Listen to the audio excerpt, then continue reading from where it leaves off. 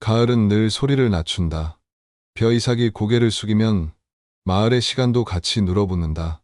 충북 음성의 그 작은 기와집 역시 그랬다. 새벽 5시 반, 박성호는 마당 펌프 손잡이를 당겨 물을 길어 올린 뒤 찬물로 얼굴을 씻고 담배에 불을 붙였다. 하얀 김이 올라오던 그 시간, 부엌에서는 김영숙이 소태에 쌀을 올리고 전날 남은 된장찌개를 데웠다. 식탁 위엔 미리 씻어둔 배추김치가 접시 위로 가지런히 누웠고 장모 최순덕은 허리를 세우며 방에서 천천히 걸어나와 의자 끝에 조심스레 앉았다. 세 사람은 크게 말하지 않는다. 아침은 원래 조용히 넘어가는 법. 국 한 숟가락, 김치 한 젓가락, 그리고 오늘 해야 할 일들에 대한 짧은 확인만 오간다. 아침 9시 반, 부부는 장터로 향한다. 장모는 집을 지키겠다며 손을 저었다. 다리가 성하지 않은 노인이 먼 길 장터를 따라 붙는 건 무리였다. 그 집의 대문이 덜컥 닫히는 소리를 이웃 이영철이 들었다. 그가 본 마지막 모습, 남편은 작은 보자기를, 아내는 장바구니를. 평범함은 대개 사건의 입구를 숨긴다. 십시를 막 넘겨 도착한 장터는 북적였고 박성호는 생활자파를 도매로 맞춰 담았다. 양말, 수건, 비누, 자잘하지만 일상을 떠받치는 물건들. 김영숙은 저녁거리로 배추 한 포기, 무 2개, 대파 한 단, 그리고 고등어 2마리를 골랐다. 정오 무렵 국밥집에서 소머리 국밥 한 그릇씩을 시켜 나눠 먹고 12시 20분경엔 장터 입구를 빠져나왔다. 오늘 장이 괜찮네. 마을 사람 김철수의 기억 속에 남은 그 한마디가 그들을 본 마지막 환한 표정이었다. 오후의 해는 기와 지붕을 타고 느리게 기울었다. 집으로 돌아온 부부는 장바구니를 부엌에 내려놓았을 것이다. 그 다음은 흔적이 말해준다. 부엌에 가마솥엔 된장국이 절반쯤 식어 굳기 시작했고 상위에는 막 썰어 올린 김치와 나물이 저마다의 자리를 지킨 채 멈춰 있었다. 젓가락 3벌이 가지런히 놓인 채 마치 곧 안겠다는 약속처럼. 현관에는 신발 3켤레가 줄 맞춰 놓였다. 고무신, 슬리퍼, 낡은 갈색 구두. 바람 한 점 불어도 흔들릴 듯 차곡한, 그러나 그 차곡함이 곧 이상이 되는 풍경. 10월 중순 저녁 기온이 섭씨 10도 안팎으로 떨어지는 계절에 맨발로 어디를 간다는 건 상식 밖이다. 특히 지팡이에 의지하던 70대 노인까지 함께라면 더더욱. 해가 넘어간 뒤 이웃의 기억은 불빛 대신 음을 남긴다. 8시쯤 옆집에서 사람 목소리가 있었는데 금방 조용해졌어요. 방 안에서 손전등 같은 불빛이 스쳤지. 전등을 켜지 않고 손전등을 들고 움직였다는 진술은 누군가의 의도 혹은 조심스러움을 암시한다. 전기는 더 환하고 더 쉽다. 그럼에도 손전등을 쓴 이유는 스스로를 드러내고 싶지 않았기 때문일까? 아니면 잠깐이면 끝날 일이라 여겼기 때문일까? 그 짧은 사이 식탁의 김치와 나물은 식었고 국그릇 표면엔 하얀 기름막이 앉았다. 시간은 그렇게 부엌에서 유채처럼 굳어갔다. 다음 날 아침 이영철은 굴뚝에 연기가 오르지 않는 걸 보고 가슴이 철렁 내려앉았다. 대문은 어젯밤 그대로였고 현관의 신발은 여전히 가지런했다. 담을 넘어 들여다본 집안은 이상하리만치 정돈되어 있었다. 강제로 휘저은 흔적은 없었다. 거실 탁자 위 지갑엔 만원권 5장이 그대로였고 신분증과 통장도 집을 떠나지 않았다. 떠날 생각이 없었거나 떠날 시간이 주어지지 않았거나 경찰과 이장 그리고 모여든 주민들은 그날 오후 야산, 개울, 저수지, 버스 정류장까지 반경을 넓혀 훑었다. 그러나 흔적은 없었다. 맨발의 3사람이 마을을 빠져나갔다면 적어도 하나의 시선은 붙잡혔어야 했다. 특히 지팡이를 짚던 노인의 발걸음은 어둠 속에서도 낯선 리듬을 만들기 마련이다. 하지만 마을의 기억은 침묵으로만 채워졌다. 그 공백을 메운 것은 시간이 아니라 종이었다. 19년 뒤 낡은 장롱의 서랍 깊숙한 곳에서 비닐에 쌓인 작은 수첩이 모습을 드러냈다. 첫 페이지에는 1992년 10월 18일 떨리는 필체로 이어진 짧은 문장들. 오후 5시 성진이가 다녀갔다. 성호 얼굴이 어둡다. 저녁 7시 밖에서 차 소리. 누군가 문을 두드림. 그리고 마지막 밤에 온 사람 3명을 데려간다. 두렵. 글자마다 밝힌 피랍은 말로 옮길 수 없는 공포의 리듬을 품고 있었다. 왜 장롱 깊숙이 숨겼을까? 들키지 않기 위해. 그러나 남기기 위해. 그 이율배반이 곧 수첩의 존재 이유가 된다. 사건을 이해하는 첫 관문은 정돈된 현장. 이 무엇을 말하는지 묻는 데 있다. 부서진 것도 뒤엎인 것도 없다. 준비되던 저녁상은 멈춰섰고 신발은 집을 지켰다. 일상은 그대로인데 사람만 사라졌다. 강제 흔적이 없다는 사실은 강제가 없었다는 뜻이 아니다. 초인종 소리에 무심코 문을 연 뒤 잠깐이면 됩니다. 라는 낮은 목소리에 바로 앞까지만요 라는 설득에 사람은 때로 저항보다 비협조를 택한다. 장모의 맨발은 그래서 더 무겁다. 그녀가 지팡이 대신 선택한 것은 아마도 두려움과 순간의 판단이었을 것이다. 누군가를 거부하기 어려운 명분, 혹은 익숙한 관계, 혹은 집안의 사정과 연결된 요구가 문턱을 넘어 들어오면 신발을 신는 몇 초마저 길게 느껴지기 마련이다. 그러나 모든 가정은 증거 위에서만 서야 한다. 이웃의 손전등 진술, 기온, 구등국, 신발, 지갑, 그리고 수첩 이것들이 시간의 배열을 만든다. 오후 3시 반에서 4시 사이 친척의 방문, 해가 기운 6시 무렵의 저녁 준비, 7시의 노크와 차 소리, 8시의 어둠과 침묵. 그 사이 어딘가에서 3명은 한 번에 이동했다. 그리고 19년 뒤 필체는 여전히 두렵에서 멈춰 있다. 첫 장은 일상으로 열렸고 마지막 장은 공포로 닫혔다. 그 사이를 메우는 건 상상력이 아니라 멈춰선 저녁상과 장롱 속 수첩이 남긴 미세한 실마리들이다. 우리의 역할은 그 실마리를 놓치지 않는 것, 기억이 사라진 자리를 기록으로 붙잡는 것이다. 그날의 집은 말이 없었지만 집안의 사물은 충분히 말했다. 우리는 이제 그 말을 순서대로 그리고 조심스럽게 다시 들어야 한다. 사람을 알면 사건의 그림자가 선명해진다. 박성호를 아는 이들은 그를 말수졌고 약속은 꼭 지키는 사람이라고 했다. 20년 넘게 논을 일군 손은 굳은 살로 단단했고 흙냄새를 몸에 달고 살았다. 새벽마다 펌프질하는 소리는 계절을 막론하고 마을의 기상나팔처럼 울렸다. 장마가 오면 물기를 내어 논을 살리고 가뭄이 오면 밤에까지 양수기를 돌렸다. 그가 화를 내는 걸 본 사람은 거의 없었다. 몇 해 전 도매상에서 물건값을 깎아달라던 상인과 실랑이를 벌일 때에도 그는 고개를 한 번만 저었다. 내가 줄 수 있는 값은 여기까지요. 그 다음엔 같은 시간에 같은 자리로 돌아와 내준 푼만큼 묵묵히 받아갔다. 신용은 말보다 오래 간다는 걸 그는 몸으로 배운 사람이었다. 김영숙은 속도가 빠른 사람이었다. 손이 먼저 움직이고 말이 뒤따랐다. 새벽에 쌀을 안쳐 밥을 올리면 밥물이 끓는 사이 부엌 상판을 한 번 닫고 장독대 고임도를 정리했다. 비누, 수건, 양말 같은 자잘한 생활잡화 목록은 머릿속에 항상 최신 상태로 정리되어 있었다.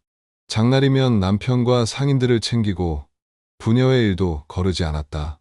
마을에 경조사가 있으면 제일 먼저 도와 나섰고 상가에는 조용히 국을 끓여 보냈다. 그녀가 내는 된장찌개에 가는 계절을 탔다. 초여름엔 약간 싱겁고 늦가을엔 묵직했다. 이웃들의 기억 속에서 김영숙은 바쁜데 늘 한두 숟갈을 더 내어줄 줄 아는 사람으로 남아있다. 장모 최순덕은 세월의 주름 안에 질서가 잡힌 사람이었다. 허리는 굽어도 눈매는 반듯했고 손끝에는 늘 바느질이 붙어 다녔다. 젊은 시절 과부가 되었을 때 한숨 쉬어도 밥은 해야 한다. 는 말을 스스로에게 매일 들려주며 딸을 키웠다. 딸이 시집을 가고 세월이 흘러 함께 살게 되었을 때 최순덕은 방 하나를 조용히 차지했을 뿐 생활의 중심을 흔들지 않았다. 밥상 차릴 때 젓가락을 3벌 딱 맞게 올려두고 방문의 경첩 소리에 귀가 밝았다. 밤이면 작은 기도처럼 손을 모으고 손주들 안부를 물었다. 맨발로 나갈 리 없다는 주변의 단정은 그녀가 평생 쌓아온 생활 규칙에서 당연히 도출되는 결론이었다. 세 사람의 일상은 소리 없이 맞물렸다. 아침에는 박성호의 펌프질, 김영숙의 불 켜는 소리, 최순덕의 입을 털어올리는 가뿐한 바람 소리가 순서대로 이어졌다. 해가 중천이면 남편은 논으로, 아내는 장보러 혹은 집안일로, 장모는 햇살 드는 창 가장자리에 바느질 바구니를 두었다. 저녁이면 세 사람은 같은 상에 둘러앉았다. 젓가락이 놓이는 자리도 거의 바뀌지 않았다. 아랫목 쪽엔 어머니, 창 쪽엔 남편, 출입문에 가까운 쪽엔 장모. 습관은 사람을 묶는 끈이다. 그 끈이 끊어지는 날, 식탁 위에 젓가락도 말해준다. 오늘은 자리를 잡지 못했어. 라고. 마을과의 관계도 단단했다. 이웃 이영철은 겨울에 장작을 나를 때면 박성호가 먼저 와 있었다고 회상했다. 남는 시간이라며 막대기처럼 집더미를 들어 옮기는데 말이 없으니 더 미안하더라고. 상인들은 김영숙을 계산 깔끔한 손으로 기억했다. 어정쩡하게 남은 몇백 원도 그냥 넘기지 않고 대신 다음 장날에 정확히 맞춰줬다. 최순덕은 애들 이름을 외우고 있었다. 초등학교 들어간 둘째가 글씨를 배운다 하면 낡은 공책을 하나 내주곤 했다. 사람들 사이에서 이 가족은 빚도 원한도 소문도 없는 쪽에 가까웠다. 그래서 실종의 소식은 더 납득되지 않았다. 갈등은 흔히 흔적을 남긴다. 말다툼의 소리, 빛 독촉의 그림자, 불편한 눈길들. 그러나 음성의 가을 하늘 아래 이 집엔 그런 전조가 없었다. 경제 사정 또한 단정했다.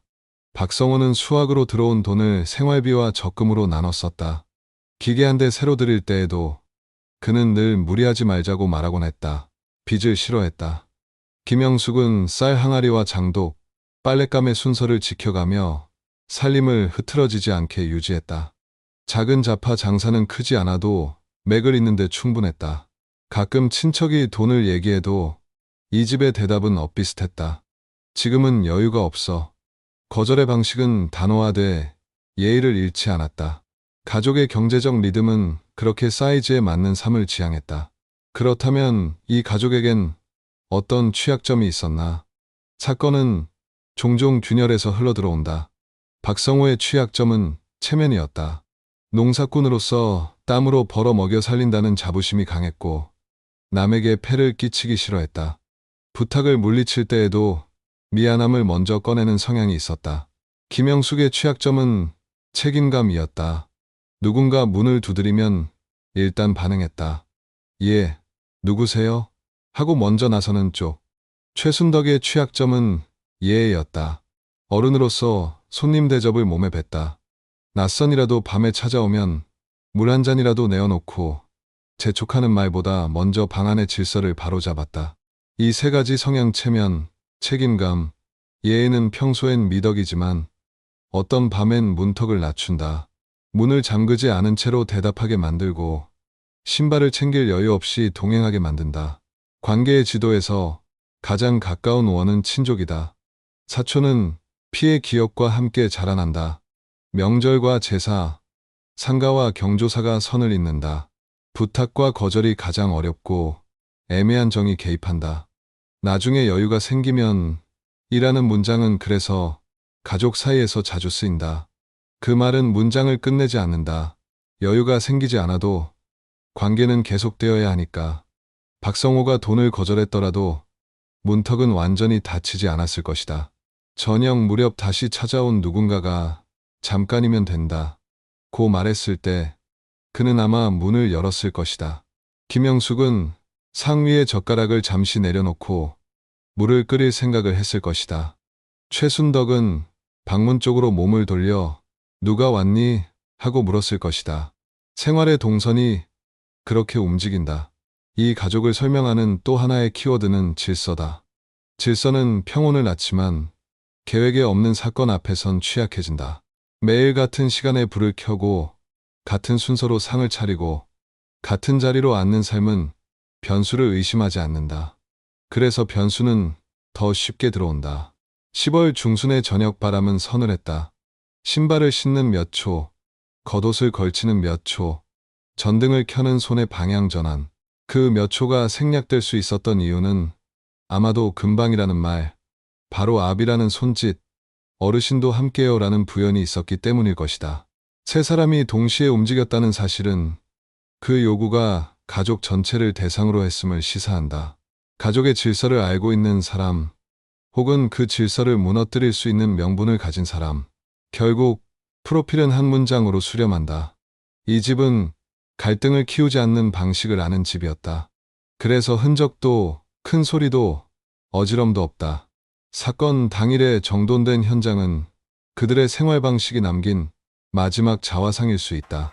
누군가 그 틈을 정확히 알았거나 우연이라도 맞춰 들어왔다면 문은 잠시 너무도 자연스럽게 열렸을 것이다. 그리고 그 자연스러움이 이 미스터리의 가장 인공적인 흔적으로 변했다. 사람을 알면 사건의 그림자가 선명해진다. 이제 우리는 그 그림자가 드리운 하루의 흐름을 시간의 톱니로 다시 맞춰야 한다. 1992년 10월 18일 금요일. 시간으로만 보면 그날은 평범했다. 그러나 사건이란 언제나 평범함의 가장자리에서 시작된다. 오전 9시 30분 박성호 부부는 장터를 향했다. 하늘은 맑았고 벼이삭은 고개를 숙이고 있었다.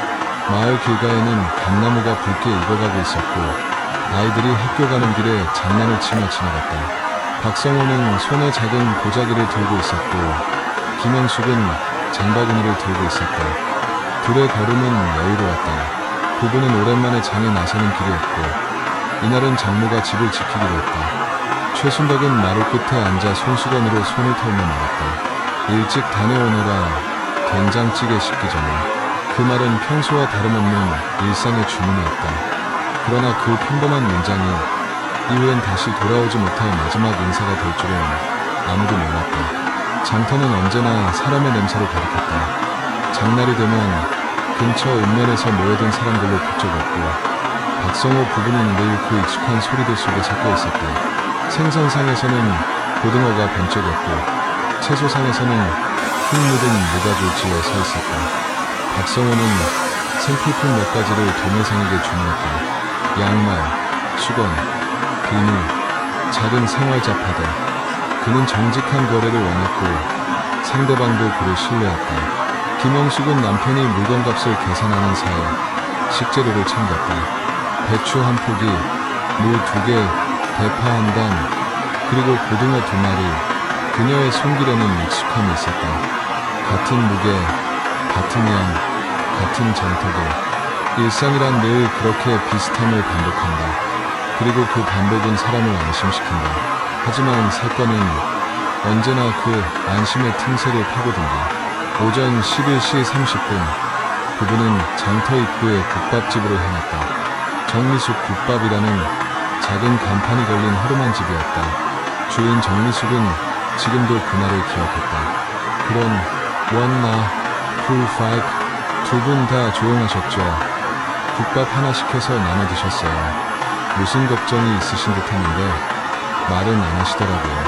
국밥 한 그릇, 2개의 숟가락. 김이 피어오르는 그릇 앞에서 김영숙이 국물을 한 숟갈 뜨며 말했다. 올해는 참 풍년이네. 그래도 김장은 조금 늦춰야겠어요. 박성호는 그 말에 고개를 끄덕였다. 그는 속으로 뭔가를 계산하는 듯했다. 돈, 수학, 거래처, 혹은 친척의 일. 하지만 그 생각이 무엇이었는지 이제는 아무도 모른다. 12시 10분경 두 사람은 국밥집을 나왔다. 장터 입구에서 마주친 김철수는 그들의 마지막 미소를 기억했다. 성우 형이 오늘 장이 괜찮았어 하더니 웃더라고요. 참 평온했어요. 그 말 이후 부부는 마을로 돌아왔다. 거리로 치면 약 3km. 평소라면 오후 1시쯤 집에 도착했을 것이다. 그 시간 장모 최순덕은 부엌에서 찬바람이 드는 창문을 막고 있었다. 방 안에는 아침에 개어둔 이불이 반드시 놓여 있었다. 그날 점심 그녀는 아마 혼자 밥 한 그릇을 말아 먹었을 것이다. 그 후의 시간은 기록되지 않았다. 오후 3시경 마을에 한 남자가 들어왔다. 검은 점퍼에 야구 모자를 눌러쓴 말은 체격의 40대 남자. 구멍가게 주인 윤미숙은 그를 봤다. 그 마을 사람이 아니었어요. 얼굴은 잘 안 보였는데 박성원의 집 쪽으로 가더라고요. 그 시각은 우연히도 친척 박성진이 방문했다고 말한 시간과 겹친다. 그는 사촌 동생으로 대전에서 건축자재 일을 하고 있었다. 당시 그는 잠깐 얼굴만 보고 왔다고 진술했다. 오후 3시 반쯤 도착해 4시쯤 떠났다고 했다. 수첩 속 오후 5시 성진이가 다녀갔다는 문장과 일시간의 시차가 존재했다. 기억의 오류일까? 의도된 틀림일까? 경찰의 기록은 그 불일치에서 출발한다. 오후 5시 해는 이미 서쪽 산등성이에 걸렸다. 그 시각 박성호는 얼굴이 어두웠다는 기록만 남겼다. 아마도 대화가 끝나고 뭔가 마음이 무거웠을 것이다. 혹은 도움을 청한 친척을 거절한 뒤에 미안함이었을지도 모른다. 집 안에서는 김영숙이 부엌에 불을 붙였다. 소단에 물이 끓기 시작했고 된장의 냄새가 피어올랐다. 최순덕은 방 안에서 바느질을 멈추고 부엌 쪽을 바라봤을 것이다. 이제 밥 되구나.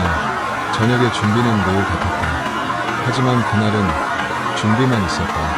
식사는 없었다. 저녁 7시 할머니는 수첩을 꺼냈다. 떨리는 손끝으로 펜을 잡았다. 밖에서 차 소리, 누군가 문을 두드림. 그때 문 밖에 누군가는 아마 익숙한 목소리였을 것이다. 그래서 문은 열렸고 신발은 제자리에 놓였다. 부엌에서는 된장국이 끓다가 불이 꺼졌고 상 위에는 젓가락이 멈췄다. 그 시간 마을의 다른 집들은 TV를 보거나 식사를 하고 있었다. 손전등 불빛이 창을 스치고 사람 목소리가 한 번 들렸다는 증언은 그 순간의 잔향이다. 그리고 어둠은 그 잔향마저 삼켰다. 밤 8시 세 사람은 사라졌다. 강제의 흔적도 다툼의 소리도 없었다. 단지 멈춰선 밥상과 가지런한 신발만이 나왔다. 이웃들은 늦게까지 불빛이 없다는 걸 이상히 여기지 않았다. 시골의 밤은 원래 일찍 어두워지고 사람들은 일찍 잠든다. 하지만 그 밤은 달랐다. 불은 꺼져 있었지만 어딘가에서는 손전등 불빛이 스쳤다. 그건 아마도 누군가의 발자국이 집안의 어둠을 훑던 순간이었을 것이다. 사건의 기록은 그렇게 시작된다. 10월 18일 오후 8시 이후 세 사람의 행방 이상. 짧은 문장 하나가 한 가족의 역사를 삼켰다. 그들은 신발을 신지 않았고 지갑도 남겼다. 모든 일상은 그대로였는데 오직 사람만 없었다. 부엌의 된장국은 하얗게 굳었고 그 냄새는 다음날 아침까지 식탁 위에 머물렀다. 냄새는 사라지지 않았다. 사람은 사라졌는데 냄새는 남았다. 그것이 이 사건의 첫 번째 모순이었다. 10월 19일 토요일 아침 마을은 평소처럼 조용했다. 새벽 공기는 차가웠고 몽드렁 위로 얇은 안개가 걸려 있었다. 그러나 한 사람, 이웃 이영철은 그날 새벽부터 이상함을 느꼈다. 늘 새벽이면 박성호의 집 굴뚝에서 피어오르던 연기가 보이지 않았다. 그 집은 항상 부지런했다. 성호는 해가 뜨기 전 펌프질을 했고 김영숙은 부엌에 불을 붙였다. 하지만 그날은 아무런 기척도 없었다. 이영철은 마당에 나와 물을 기르던 손을 멈췄다. 대문이 어젯밤 그대로 닫혀 있는 것도 부엌 쪽에서 아무 소리도 들리지 않는 것도 이상했다. 그는 잠시 망설이다가 대문 앞으로 다가가 손으로 문을 두드렸다. 성호 씨, 영숙 씨, 아무 대답도 없었다. 몇 번을 불러도 집안은 고요했다. 닭 울음소리만 멀리서 들릴 뿐이었다. 불안감이 밀려왔다. 이영철은 담장을 넘어 마당으로 들어갔다. 현관문은 잠기지 않았다. 조심스럽게 문을 밀자 삐걱거리는 소리와 함께 어둠이 열렸다. 냄새가 먼저 맞았다. 식은 국 냄새. 부엌에 다가가자 가마솥 안에는 하얗게 굳은 된장국이 남아 있었다. 표면엔 기름막이 얇게 떠 있었고 옆에는 국자를 걸쳐둔 채였다. 마치 누군가 끓이다가 급히 불을 끈 것처럼. 식탁 위는 더 기묘했다. 막 썰어둔 김치 몇 조각, 나물 한 접시, 그리고 젓가락 3벌이 가지런히 놓여 있었다. 아무도 먹지 않은 저녁상, 밥그릇조차 비어 있었다. 시간은 분명히 멈춰 있었다. 그때 누군가 자리에서 일어나 문을 나선 것처럼 모든 것이 중간에 멈춰 있었다. 이영철은 현관 쪽으로 돌아섰다. 그리고 그 순간 등골이 오싹해졌다. 신발 3켤레가 그대로 있었다. 박성호의 검정 고무신, 김영숙의 남색 슬리퍼, 최순덕의 낡은 갈색 신발. 세 켤레 모두 가지런히 놓여 있었다. 신발을 신지 않고 나간다는 건 말이 안 됐다. 더구나 10월 중순의 차가운 날씨에 맨발로 밖에 나갔다는 건 불가능했다. 이영철은 집안을 샅샅이 둘러봤다. 거실 탁자 위엔 박성호의 지갑이 그대로 놓여 있었고 안에는 10,000원짜리 5장, 동전 몇 개가 들어 있었다. 신분증과 통장도 그대로였다. 방 안의 이불은 정리되어 있었고 옷장도 흐트러짐이 없었다. 강제로 누군가 들이닥친 흔적은 전혀 없었다. 문도 부서지지 않았고 물건 하나도 엎어지지 않았다. 이건 그냥 사라진 거야. 그는 혼잣말처럼 중얼거렸다. 오전 10시 이영철은 마을 이장 김덕수에게 달려갔다. 이장은 즉시 사람들을 불러 모았다. 함께 박성호의 집을 다시 살폈다. 모두가 입을 다물었다. 밥상은 그대로, 신발도 그대로, 집은 너무도 깔끔했다. 김덕수 이장은 주민들을 향해 물었다. 어젯밤 이상한 거 본 사람 없습니까? 사람들은 고개를 저었다. 대부분은 일찍 잠들었다 고만했다. 단 한 사람, 옆집 정숙자 씨가 조심스럽게 말했다.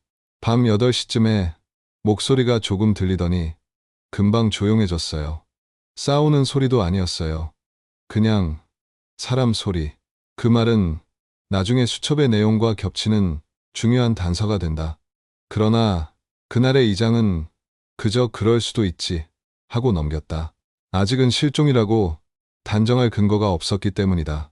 오전 11시 30분 음성경찰서로 신고가 접수됐다.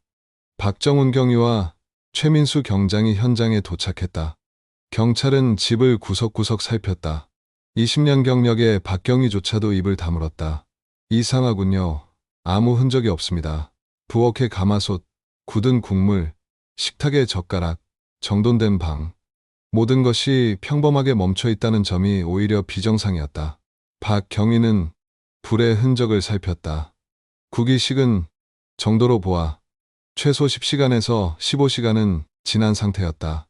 그렇다면 불을 끈 시각은 대략 저녁 6시에서 8시 사이. 그 시간 세 사람은 어디로 갔을까? 경찰은 주변을 수색하기로 했다. 오후 2시 주민 30여 명이 자발적으로 모였다. 수색은 집 뒤편 야산에서 시작됐다. 사람들은 낫과 막대기를 들고 숲속을 뒤졌다. 나뭇잎을 걷고 웅덩이를 살폈다. 하지만 아무것도 없었다. 발자국도 찢어진 천 조각도 신발 자국도. 이어 마을을 가로지르는 개울가를 탐색했다. 혹시 발을 헛디뎌 빠진 게 아닐까 했지만 물은 얕았다. 신체가 빠질 만큼 깊지 않았고 주변에도 흔적은 없었다. 수색은 해가 기울 때까지 계속됐지만 결과는 무였다. 해질녘 첫날의 수색이 끝났다. 사람들은 고개를 떨구었다. 그럴 리가 없는데 누군가는 낮게 중얼거렸다. 그날 밤 서울에 있던 큰딸 박미영이 급히 내려왔다.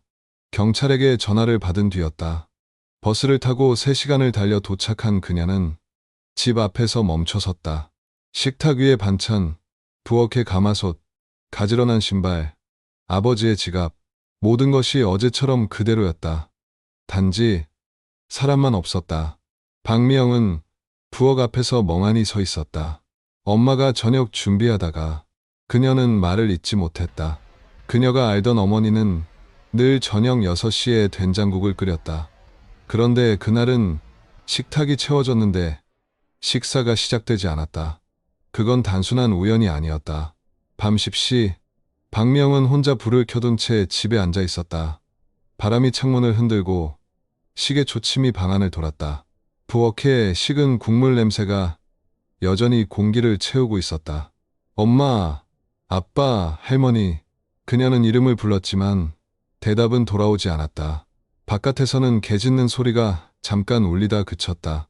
고요가 다시 밀려왔다. 그 밤 집 안에는 시간만 흘렀다. 그리고 그 시간은 아직도 멈춰 있다. 10월 20일 일요일 새벽, 실종 이틀째. 아직 해가 뜨지 않은 시간부터 경찰과 마을 사람들은 다시 모였다. 차가운 공기 속에서 이장 김덕수는 목소리를 높였다. 오늘은 마을 전체를 뒤집읍시다. 농길, 숲길, 저수지까지다. 이날 새벽부터 80여 명의 수색대가 움직였다.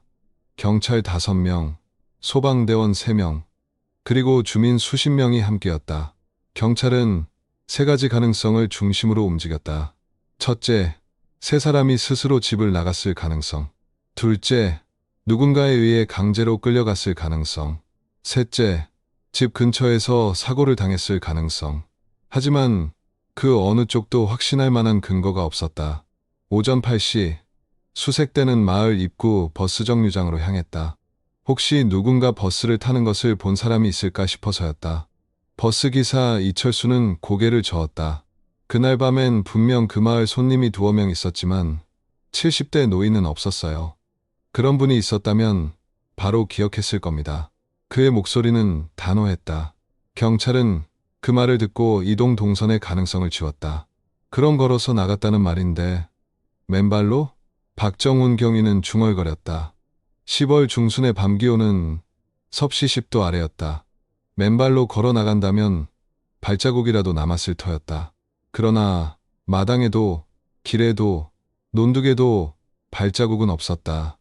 비가 오지 않았기에 땅은 단단히 말라 있었다. 발자국이 남지 않을 이유가 없었다. 오전 10시 수색대는 마을 외곽 저수지로 이동했다.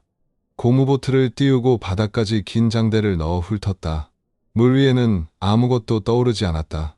그물 끝에도 바닥에도 흔적이 없었다. 소방대원 중 한 명이 고개를 들며 말했다. 사람이 여기 빠졌다면 이틀 안에 꼭 떠오릅니다. 그 말은 곧 이 가설도 무너졌음을 의미했다. 정오 무렵 경찰은 주민 증언을 다시 모았다. 박정훈 경위는 이웃들을 한 명씩 불러 물었다. 그날 밤 낯선 사람이나 차량을 본 분 있습니까? 대부분은 없다고 했지만 몇몇은 차 소리가 들렸던 것 같다고 말했다. 그러나 누구도 정확한 시각이나 차종을 기억하지 못했다. 단 한 사람, 마을 건너편에 사는 최영수 씨가 말했다. 그날 저녁 8시쯤이었어요. 박성호 씨 집 창문 쪽에서 손전등 불빛이 잠깐 비쳤어요. 방 안을 비추는 것 같더라고요. 그 말에 박경희는 고개를 들었다. 손전등이라 전깃불이 있는데 왜 손전등을 켰을까? 그는 그 말 한 줄을 수첩에 적었다. 오후 2시, 경찰은 가족과 친척을 상대로 조사를 시작했다. 박성호의 형제들은 모두 그날은 연락이 없었다고 했다. 김영숙의 언니 김영자는 사흘 전쯤 통화했는데 아무 이상 없었다고 증언했다. 목소리는 평소처럼 밝았고 특별히 걱정스러운 말도 없었다는 것이다. 오후 4시 수색대는 마을 뒤편 숲으로 향했다. 울창한 소나무 숲이었다. 곳곳에 낙엽이 쌓여 발자국이 나면 분명 남을 만했다. 하지만 낙엽 위에도 아무 흔적이 없었다. 떨어진 천 조각 하나, 머리카락 한 올도 발견되지 않았다. 경찰견이 투입됐지만 냄새를 따라가다 방향을 잃었다. 이렇게 흔적이 없을 수가 있나? 최민수 경장이 숨을 몰아쉬었다. 박경희는 말없이 고개를 숙였다. 만약 맨발이었다면 마을을 벗어나기도 전에 누군가 봤을 거야. 그런데 아무도 못 봤다는 건 차에 태워졌을 가능성도 있겠네요. 그럴 수도 있지. 하지만 납치라면 저항 흔적이 있어야 해. 집안은 너무도 깨끗했다. 깨진 것도 흩어진 것도 없었다. 스스로 따라 나섰다는 말인가? 박경희는 스스로에게 물었다. 하지만 신발도 안 신고 소지품도 안 챙긴 채 따라간다는 건 상식적으로 불가능했다. 그럼 누가 그렇게 만들었을까? 대답 없는 질문이 공기 속으로 흩어졌다. 밤 9시 서울에서 내려온 아들 박준호가 집에 도착했다. 그는 대학생이었다. 동생과 함께 부모님 사진을 꺼내들었다. 추석 때 마당에서 찍은 가족 사진 속 3사람은 환하게 웃고 있었다. 이 사진 찍을 때 아버지가 담배를 손에 쥐고 계셨죠. 어머니는 앞치마 그대로 입고 할머니는 안경도 벗지 못하고 박준호는 사진을 쓰다듬었다. 그때의 온기, 그날의 햇살이 그대로 남아 있었다. 박미영은 그 사진을 보며 울었다. 왜 아무 흔적도 없을까? 엄마는 신발 벗고는 절대 밖에 안 나가는데. 박준호는 대답하지 못했다. 대신 부엌을 바라봤다. 식은 된장국 냄새가 아직도 남아 있었다. 그것은 단순한 음식 냄새가 아니었다.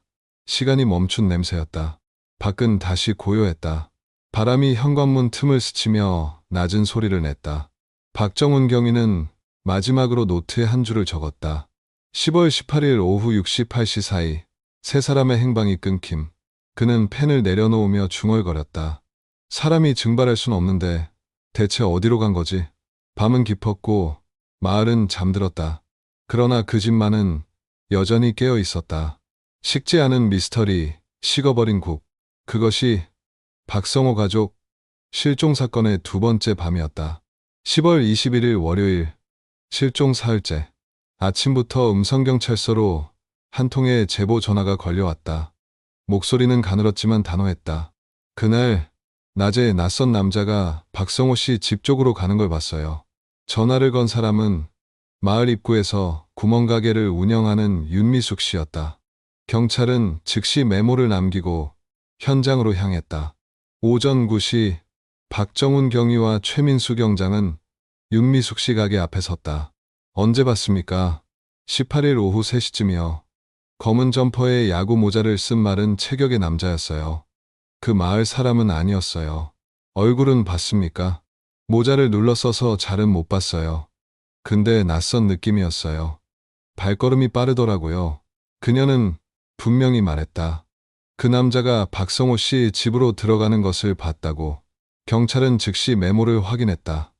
그 시각은 박성호 사촌 박성진이 집을 방문했다고 진술한 시간과 정확히 일치했다. 박성진 대전에 거주하며 건축자재 중개업을 하는 42세 남자. 박성호보다 2살 어렸고 평소엔 명절이나 제사 때만 드물게 만났다. 오전 10시 경찰은 박성호의 딸 박미영에게 연락했다. 18일에 누가 집에 온다고 들은 적 있습니까? 아니요. 아버지는 늘 미리 말씀하셨어요. 근데 그날은 아무 말도 없으셨어요. 박정훈 경위는 수첩을 덮고 중얼거렸다. 낯선 남자, 검은 점퍼, 오후 3시. 그리고 나서 집 근처 다른 주민들을 찾아갔다. 박성훈의 집에서 새 집 떨어진 곳에 사는 김순희 씨가 새로운 증언을 내놨다. 그날 오후 3시 반쯤 마당에서 성호 씨랑 어떤 남자가 얘기하고 있었어요. 싸우는 건 아니었어요. 그냥 조용히 이야기하더니 곧 그 남자가 나갔어요. 그 말에 박경위는 고개를 끄덕였다. 윤미숙 씨의 증언과 김순희 씨의 증언, 시각이 정확히 맞아떨어졌다. 오후 1시 경찰은 박성호의 형 박성수에게 전화를 걸었다. 18일에 동생 집에 가셨습니까? 아니요. 그날은 청주에 있었습니다. 혹시 다른 친척이 간다고 한 적 있습니까? 성진이가 간다고 했던 것 같습니다. 사촌 동생이지요. 결정적인 이름이었다. 박성진. 박정훈 경위는 곧바로 그의 연락처를 확보했다. 오후 3시 통화 연결음이 짧게 울리고 목소리가 들렸다. 네, 박성진입니다. 음성경찰서입니다. 18일에 박성호 씨 집에 다녀오셨습니까? 잠시의 침묵 후, 예, 잠깐 들렀습니다. 3시 반쯤 도착해서 4시쯤 나왔습니다. 그의 목소리는 침착했다. 무슨 일로 가셨습니까? 사업 때문에 음성에 왔다가 형님 얼굴이나 보려고요. 대화 내용은 별거 없습니다. 요즘 농사는 어떤지, 건강은 어떤지 그런 얘기요. 박정훈 경위는 몇 가지를 더 물었다. 돈 얘기는 안 나왔습니까? 그때 박성진의 대답은 짧았다. 아, 사실은 좀 빌리려고 했습니다. 사업 자금이 필요해서요. 500만 원 정도요. 근데 형님이 여유가 없다고 해서 그냥 돌아왔습니다. 그는 담담히 말했다. 기분 나쁘지 않았습니다. 형님도 사정이 있었겠죠. 경찰은 그의 진술을 그대로 기록했다. 오후 5시 박정훈 경위는 최민수 경장과 함께 대전으로 향했다. 직접 만나야 했다. 대전 서구의 한 빌라.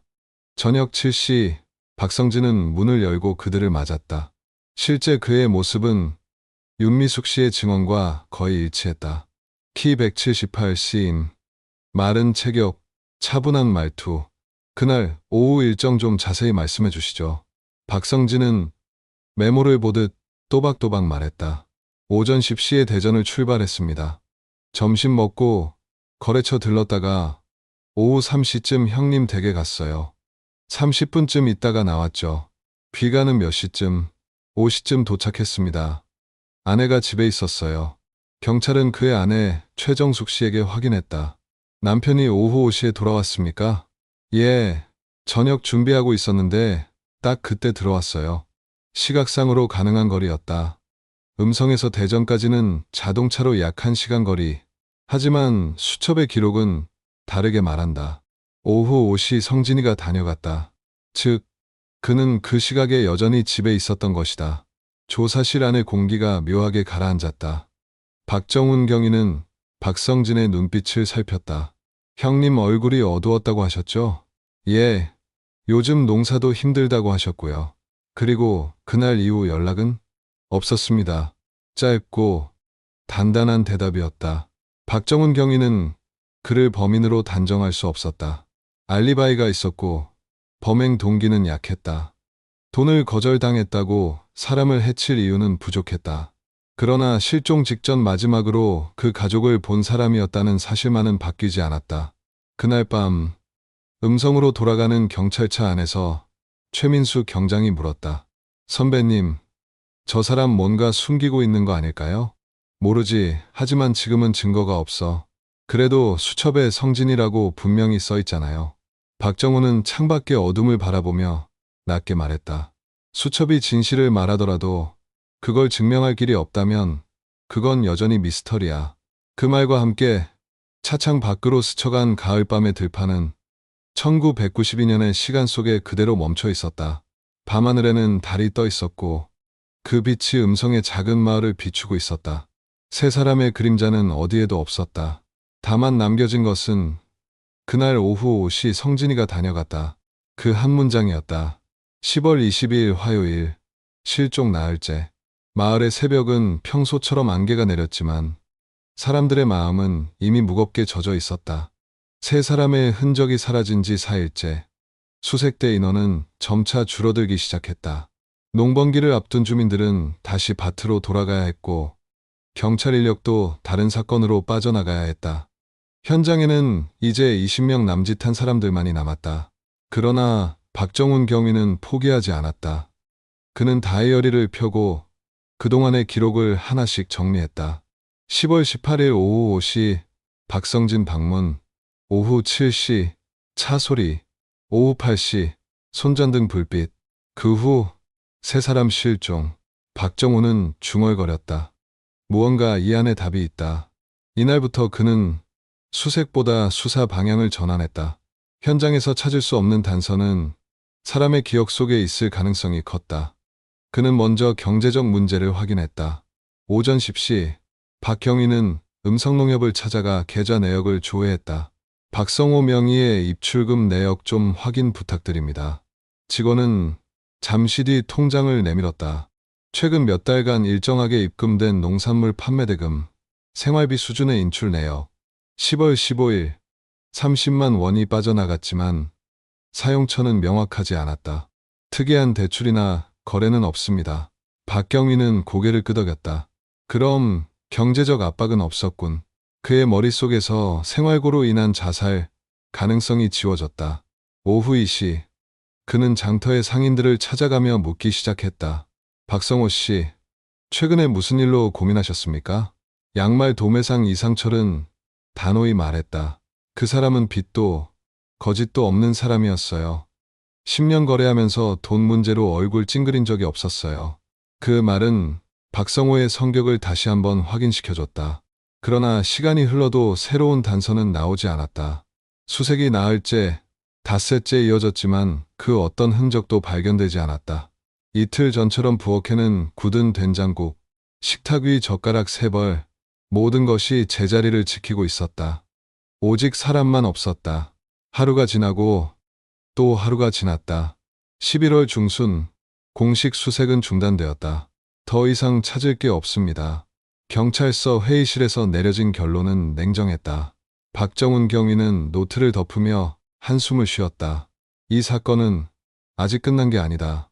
그는 남몰래 사건 기록을 집으로 가져가 다시 읽었다. 그의 노트엔 한 문장이 굵은 글씨로 적혀 있었다. 신발 3켤레, 지갑, 국젓가락, 그리고 정돈. 범죄의 흔적은 난장 속에만 있는 게 아니다. 때로는 너무 정리된 현장이 가장 불길하다. 시간은 흘렀고 계절은 바뀌었다. 1993년 봄, 마을엔 다시 모내기 준비가 한창이었다. 하지만 박성호의 집만은 그대로 멈춰 있었다. 집안에는 아무도 살지 않았고 부엌의 그릇은 먼지를 덮어갔다. 이웃들은 말없이 그 집 앞을 지나쳤다.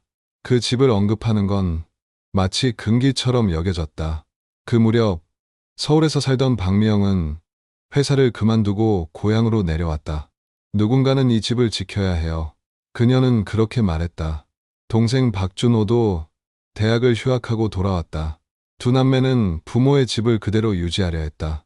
식탁의 위치, 장롱의 자리, 심지어 신발의 배열까지 바꾸지 않았다. 언젠가 부모와 할머니가 돌아올 때 낯설지 않게 하기 위해서였다.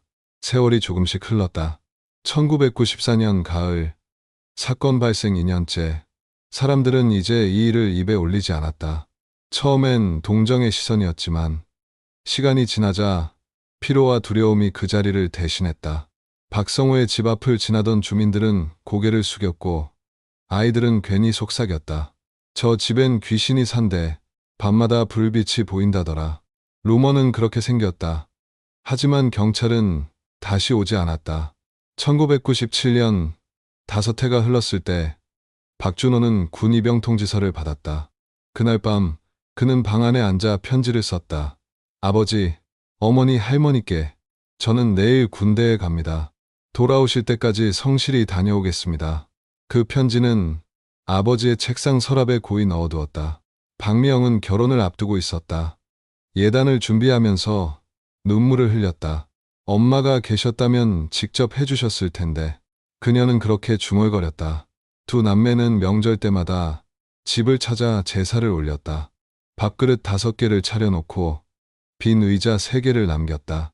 밥상 앞에서 그들은 아무 말도 하지 않았다. 그저 국 한 그릇에 눈물을 떨어뜨렸다. 그 국의 냄새는 1992년 그날의 부엌을 닮아 있었다. 2000년대 초 마을은 재개발 소문으로 시끄러워졌다. 낡은 기와집들이 헐리고 새 건물이 들어섰다. 그러나 박성호의 집은 그대로 남아 있었다. 주인 없는 집, 그러나 누구도 손대지 못하는 집. 그곳에는 세 사람의 시간이 고스란히 갇혀 있었다. 박정훈 경위는 이미 다른 지역으로 전출되었지만 가끔 이 사건을 떠올렸다. 그는 동료에게 말했다. 세 사람이 동시에 사라진 사건은 드뭅니다. 맨발로, 저항 없이, 조용히, 그건 누군가의 설계예요. 그럼 범인은 모르죠. 하지만 집을 알고, 가족을 알고, 그들의 습관까지 아는 사람일 겁니다. 그의 말은 어딘가 기록되지 않은 결론처럼 남았다. 그리고 그 말은 14년 뒤, 한 권의 낡은 수첩이 발견되던 날, 다시 떠오르게 된다. 박정훈은 이미 은퇴했지만 그 사건의 그림자는 여전히 그의 노트 속에서 바스락거리고 있었다. 1992년의 그날 밤은 아직 끝나지 않았다. 단지 19년 동안 조용히 숨쉬고 있었을 뿐이었다. 2011년 7월 15일 금요일, 여름 장맛비가 잠시 멈춘 오후, 음성군의 오래된 기와집 한 채에서 공사 소음이 울려 퍼졌다. 철거 인부 2명이 마루 밑을 정리하던 중 장롱을 옮기려다 서랍 하나가 빠지며 낡은 비닐봉지가 바닥으로 떨어졌다. 처음엔 오래된 서류쯤으로 여겼다. 그러나 그 안에는 작은 수첩 한 권이 있었다. 갈색 표지에 먼지가 두껍게 쌓여 있었고 가장자리는 습기에 젖어 종이가 굳어 있었다. 이거 뭐예요? 인부가 봉지를 들어 올리자 종이 안쪽에서 묘한 냄새가 났다. 눅눅한 나무와 잉크 냄새가 섞여 있었다. 호기심에 한 장을 넘기자 삐뚤빼뚤한 글씨가 눈에 들어왔다. 1992년 10월 18일. 그리고 그 아래에 몇 줄의 문장이 적혀 있었다. 오후 5시. 성진이가 다녀갔다. 성호 얼굴이 어둡다. 저녁 7시. 밖에서 차 소리. 누군가 문을 두드림. 밤에 온 사람. 3명을 데려간다. 두렵. 글씨는 떨려 있었다. 마치 급히 쓰다가 멈춘 듯 문장의 끝이 끊겨 있었다. 인부는 즉시 현장 감독에게 보고했고 감독은 경찰에 연락했다. 그날 저녁 음성경찰서 재수사팀이 출동했다. 현장 책임자 김태식 경감은 수첩을 비닐장갑을 낀 채 조심스럽게 꺼냈다. 확실히 오래됐군. 글씨는 흐리지만 날짜가 명확해. 그는 돋보기를 들고 필체를 살폈다. 글씨는 노인의 손에서 나온 듯 필압이 일정치 않았고 자음과 모음이 밀려 있었다. 누가 봐도 할머니 최순덕의 글씨였다. 19년 만에 사건의 시간이 다시 움직이기 시작했다. 경찰은 즉시 감식팀을 불러 현장을 봉쇄했다. 장롱은 그대로 보존했고 주변의 먼지와 흔적을 수거했다. 감식 결과 수첩은 습기와 곰팡이에 의해 일부 글자가 지워져 있었지만 잉크는 여전히 파랗게 남아 있었다. 필압은 일정하지 않았고 마지막 줄 두렵의 렵 부분이 강하게 눌려 있었다. 감식관은 말했다. 이건 단순한 일기체가 아닙니다. 누군가 급하게 기록한 경고나 증언처럼 보여요. 사건은 곧바로 재수사로 전환되었다. 7월 17일 음성경찰서 브리핑룸에는 기자들이 몰려들었다. 1992년 실종된 3인 가족 사건의 새로운 단서가 발견되었습니다. 기자들은 숨을 죽였다. 한 기자가 손을 들었다. 수첩에 3명을 데려간다는 문장은 무슨 의미입니까? 김태식 경감은 잠시 말을 아꼈다. 아직 확정적 해석은 어렵습니다. 다만 당시 집안의 외부인이 방문했다는 정황과 일치합니다. 그럼 그 외부인이 가족을 데리고 나갔다는 뜻입니까? 그럴 가능성도 배제할 수 없습니다. 수첩의 존재는 순식간에 언론을 타고 전국으로 퍼졌다. 19년 만에 귀환 음성 실종 사건의 마지막 기록. 밤에 온 사람 3명을 데려갔다. 신문의 헤드라인은 마치 소설의 한 장면처럼 자극적이었다. 그러나 경찰은 신중했다. 첫째, 글씨가 정말 최순덕의 것인지.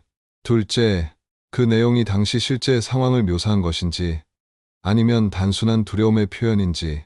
국립과학수사연구원 감정 결과는 8월 초에 나왔다.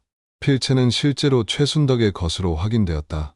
그러나 잉크의 산화 정도를 감안했을 때 작성 시점이 1992년 10월 전후임을 추정할 뿐 확정은 어렵다고 밝혔다. 박정훈 전 경위는 은퇴한 지 오래였지만 뉴스 보도를 보고 전화를 걸어왔다. 그 수첩 정말 그 집에서 나왔다고요? 김태식 경감은 고개를 끄덕였다. 예, 장롱 속 깊은 서랍에서 마치 숨겨둔 것처럼.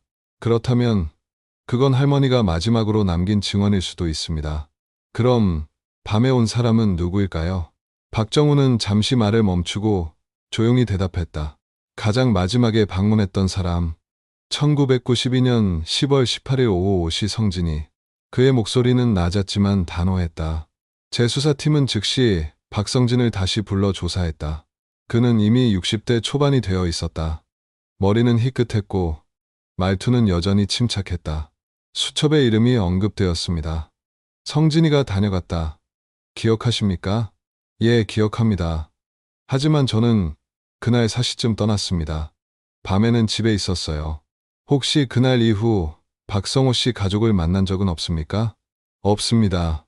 그런데 왜 할머니의 수첩에는 오후 5시에 당신이 다녀갔다고 되어 있을까요? 그는 잠시 눈을 내리깔았다. 그건 모르겠네요. 할머니의 착각이었을 수도 있죠. 김태식 경감은 그의 시선을 놓치지 않았다. 그의 손끝이 미세하게 떨리고 있었다. 혹시 밤에 다시 들른 건 아닙니까? 아닙니다. 누군가와 함께 있진 않았습니까? 없습니다. 조사는 밤까지 이어졌지만 그 어떤 결정적 증거도 나오지 않았다. 박성진은 끝까지 일관된 진술을 유지했다. 저는 아무 짓도 하지 않았습니다. 그러나 경찰은 그를 완전히 놓지 않았다. 그날 이후 그의 휴대전화 기록, 차량 이동 경로, 재산 변동까지 조사했다. 하지만 1992년엔 휴대전화도 블랙박스도 CCTV도 없었다. 시간은 너무 많이 흘러 있었다. 사건은 다시 미해결로 남았다. 단지 이번에는 하나의 문장만이 사람들의 기억을 붙잡았다. 밤에 온 사람 3명을 데려간다. 두렵. 그날 밤 경찰서의 복도에 서 있던 김태식 경감은 창문을 통해 어두운 하늘을 올려다봤다. 비가 다시 내리고 있었다. 그는 중얼거렸다. 밤에 온 사람이 누구였는지 그것만 알 수 있다면 이 사건은 끝날 텐데. 비는 천천히 지붕을 때렸고 낡은 사건의 그림자는 다시 그 빛 속으로 스며들었다. 2011년 7월 25일 월요일, 장롱 속 수첩이 발견된 지 열흘째 음성경찰서는 공식 브리핑을 열었다. 기자들로 가득 찬 회의실, 플래시가 번쩍했다. 책상 위에는 비닐에 쌓인 한 권의 낡은 수첩이 놓여 있었다. 수사 책임자인 이동훈 경위가 마이크를 잡았다. 수첩은 과학 감식 결과 실종자 최순덕 씨의 필체로 확인되었습니다. 내용은 1992년 10월 18일 밤의 상황을 암시하고 있습니다. 그러나 범죄의 직접적인 증거로 단정하기는 어렵습니다. 기자들이 일제히 웅성거렸다. 3명을 데려간다는 건 납치 아닙니까? 그렇다면 용의자는 박성진 씨입니까? 이동훈 경위는 단호하게 말했다. 현재로선 추측입니다. 수사는 계속되고 있습니다. 브리핑이 끝나자 사건은 다시 전국의 뉴스로 퍼졌다. 19년 만에 나타난 증언, 장롱 속 수첩의 미스터리, 밤에 온 사람, 3명을 데려간다 실종의 진실은. 각종 방송사와 신문은 연일 이 사건을 다뤘고 인터넷에는 살해 후 은폐설, 집단, 실종 공모설 같은 루머가 쏟아졌다. 그날 저녁 박미영 씨는 뉴스를 보며 조용히 눈을 감았다. 수첩을 떠올릴 때마다 손끝이 떨렸다. 그것은 단순한 물건이 아니었다. 할머니의 마지막 목소리, 19년간 묻혀있던 밤의 공포였다. 그녀는 경찰서로 찾아가 이동훈 경위를 만났다. 경위님, 그 수첩은 증거예요. 할머니가 마지막 순간 무슨 일이 일어났는지 기록하신 거예요. 이 경위는 잠시 그녀를 바라보다 고개를 숙였다. 박 씨, 저희도 같은 마음입니다. 하지만 글 몇 줄만으로는 법적으로 아무것도 못합니다. 그래도 조사해 주세요. 제발요. 그날 밤 누가 왔는지 꼭 밝혀주세요. 이 경위는 약속하듯 고개를 끄덕였다. 그날 밤 경찰서의 불빛은 새벽까지 꺼지지 않았다. 팀은 수첩의 문장을 토대로 새로운 시간표를 재구성했다. 17:0 박성진 방문, 18:0 저녁 준비 시작, 19:0 차량 접근, 문 두드림, 19:10 밤에 온 사람, 20:0 세 사람 실종. 모든 시각은 맞물려 있었다. 문제는 밤에 온 사람이 누구냐는 것뿐이었다. 7월 28일 재조사가 시작됐다. 당시 목격자였던 이웃 이영철, 최영수, 정숙자가 다시 불려왔다. 그날 밤 무슨 소리 들으셨습니까? 이영철 씨는 주름진 손을 비비며 말했다. 8시쯤 옆집에서 잠깐 목소리가 들렸어요. 남자 목소리였던 것 같아요. 그런데 금방 조용해졌습니다. 혹시 싸우는 소리였나요? 아니요. 그게 이상했어요. 싸우는 것도 웃는 것도 아닌 낮게 이야기하는 소리였습니다. 최영수 씨의 증언도 이어졌다. 손전등 불빛을 봤습니다. 마치 누가 방 안에서 비추는 것 같았어요. 그런데 잠시뿐이었어요. 금방 꺼졌습니다. 모든 증언은 수첩의 내용과 맞아떨어졌다. 이동훈 경위는 노트를 덮으며 중얼거렸다. 밤 7시 누군가 들어왔고 8시 손전등이 꺼지고 그 후 세 사람은 사라졌다. 하지만 왜 신발도 신지 않고 지갑도 두고 저항도 없이 사라졌을까? 그는 하나의 가설을 세웠다. 세 사람은 강압적인 상황에서 끌려나갔을 가능성이 높다. 하지만 곧 그 생각을 지웠다. 그렇다면 이웃들이 비명이나 소란을 들었을 것이다. 그런 흔적은 없었다. 다음 가설은 자발적 동행. 누군가 믿는 사람이 찾아와 잠시 나가자고 했고 세 사람은 신뢰 때문에 따라 나섰을 가능성. 하지만 그 경우 왜 할머니는 두렵다는 말을 남겼을까? 이 경위의 머릿속은 점점 복잡해졌다. 그는 사건 기록을 덮으며 창밖을 바라보았다. 밤하늘엔 구름이 드리워져 있었고 어디선가 귀뚜라미 소리가 들렸다. 그때 문을 두드리는 소리가 났다. 경위님, 박성진 씨가 경찰서로 나왔습니다. 이 경위는 즉시 조사실로 향했다. 수첩 내용을 보셨죠? 예, 봤습니다. 할머니가 왜 그런 글을 남겼다고 생각합니까? 박성진은 잠시 입술을 깨물었다. 모르겠습니다. 그분이 나를 의심하셨던 건 아닐까요? 그날 밤 7시 어디 계셨습니까? 집이요. 아내와 함께 있었습니다. 아내분은 이미 돌아가셨죠? 네. 짧은 침묵. 이경희는 그의 눈빛을 똑바로 바라봤다. 혹시 다시 음성에 간 적은 없습니까? 없습니다. 19년 전. 혹시 무언가 숨기신 게 있습니까? 박성진은 시선을 피했다. 없습니다. 그날 형님을 마지막으로 본 게 전부예요. 조사는 4시간 동안 이어졌다. 하지만 결정적인 말은 나오지 않았다. 증거도, 증언도, 흔적도 없었다. 밤 11시, 박성진은 풀려났다. 그가 떠난 뒤, 이경희는 수첩을 다시 펼쳤다. 3명을 데려간다. 두렵. 그 필체를 손가락으로 따라가며 속삭였다. 할머니, 그 밤에 누가 왔습니까? 창밖에는 비가 내리고 있었다. 그 빗소리가 마치 1992년 그날 밤의 숨소리처럼 느껴졌다. 시간은 멈췄지만 그날의 공기는 여전히 살아있었다. 2011년 10월 18일 사건 발생 19주기 스산한 가을바람이 음성 성당의 창문을 스쳤다. 작은 제대 위에는 3장의 흑백 사진이 놓여 있었다. 아버지 박성호, 어머니 김영숙, 그리고 장모 최순덕.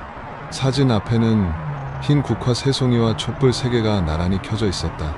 박미영은 떨리는 손으로 성경을 덮었다. 아버지, 어머니, 할머니, 이제는 편히 쉬세요. 그녀의 목소리는 작았지만 성당 안에 모든 사람들은 고개를 숙였다. 주민 몇 명, 옛날 수색에 참여했던 이웃, 그리고 동생 박준호. 그들의 얼굴에는 세월의 주름보다 더 깊은 상처가 새겨져 있었다. 19년이 지났지만 3사람은 여전히 그날 밤의 시간 속에 갇혀 있었다. 사진 속의 미소는 여전히 1992년에 머물러 있었고 남은 가족들만이 나이를 먹어갔다. 추도식이 끝난 후 이동훈 경위가 조용히 다가왔다. 그의 손에는 얇은 봉투 하나가 들려 있었다. 박씨, 새로 확인된 건 없지만 이건 수첩에 대한 마지막 감정 보고서입니다. 박미영은 봉투를 열어보았다. 보고서의 마지막 문장에는 이렇게 적혀 있었다. 마지막 문장 두렵은 피랍이 현저히 높으며 잉크 번짐과 필체의 흔들림으로 미루어 극도의 긴장 상태에서 작성된 것으로 추정됨. 박미영은 종이를 쥔 채 천천히 눈을 감았다. 할머니가 그 한 단어를 남기며 얼마나 떨었을지, 얼마나 어두운 밤을 마주했을지 떠올랐다. 경위님, 할머니가 남긴 글이 아직도 제 귀에 들려요. 밤에 온 사람 3명을 데려간다. 두렵다고요. 이 경위는 고개를 숙였다. 저도 그 문장이 잊히질 않습니다. 하지만 박씨, 진실은 너무 멀리 가버렸습니다. 그래도 전 포기하지 않을 겁니다. 누군가 그날을 기억하고 있다면 언젠가 진실이 드러나겠죠. 그녀의 목소리는 단호했지만 눈빛은 슬펐다. 이동훈은 그 눈빛을 오래 바라보다 말했다. 저도 그날이 잊히지 않을 겁니다. 만약 새로운 증거가 나오면 반드시 연락드리겠습니다. 그 약속은 2사람의 마지막 대화가 되었다. 그 후 사건은 다시 사람들의 기억 속으로 묻혔다. 2012년, 2013년이 지나고 언론도 더 이상 이 사건을 다루지 않았다. 마을은 완전히 재개발되었고 박성호의 집이 있던 자리에는 새 건물이 세워졌다. 그곳엔 편의점이 들어섰고 매일 수많은 사람들이 드나들었다. 박미영은 가끔 그곳을 찾았다. 유리문 앞에 서면 자동문이 열리며 밝은 조명이 쏟아졌다. 커피 머신 소리, 계산대의 삑 소리, 그리고 그 안의 사람들, 그 누구도 알지 못했다. 이곳이 한때 3사람이 맨발로 사라진 집이었다는 사실을. 그녀는 눈을 감았다. 그리고 기억 속으로 걸어 들어갔다. 부엌의 된장국 냄새, 아버지의 담배 연기, 할머니의 바느질 소리, 모든 게 생생했다. 시간이 흐를수록 희미해지기는커녕 더 선명해졌다. 엄마, 거기 계세요? 그녀는 조용히 속삭였다. 그러나 대답은 없었다. 대신 문 위의 조명이 한 번 깜박였다. 그 순간 마치 누군가 곁을 스쳐 지나간 듯한 싸늘한 바람이 불었다. 그녀는 천천히 돌아섰다. 뒤에는 아무도 없었다. 하지만 그녀는 확신했다. 그날 밤에 누군가가 아직 이곳에 있다. 편의점 문이 다시 닫히며 삑 소리가 났다. 유리문에 비친 그녀의 얼굴 뒤로 잠시 동안 세 개의 희미한 그림자가 겹쳐 보였다. 아버지, 어머니, 할머니, 그리고 그들을 향해 다가오는 또 하나의 실루엣. 박미영은 몸을 돌려 다시 바라봤다. 아무도 없었다. 그저 가을 바람만이 유리문을 스치고 지나갔다. 그녀는 조용히 속삭였다. 밤에 온 사랑, 언젠가 당신도 그날의 어둠으로부터 벗어나게 될 거예요. 그리고 그녀는 천천히 걸음을 옮겼다. 편의점 불빛이 멀어질수록 그녀의 그림자는 점점 희미해졌다. 하지만 그날 밤 편의점의 CCTV 한쪽 구석에는 누군가의 희미한 실루엣이 포착되어 있었다. 한 노인의 뒷모습, 손에 무언가를 들고 있는 그림자. 그 파일은 아직도 경찰 서버 어딘가에 남아있다. 미확인, 인물, 신원 불상. 그의 정체는 지금도 밝혀지지 않았다.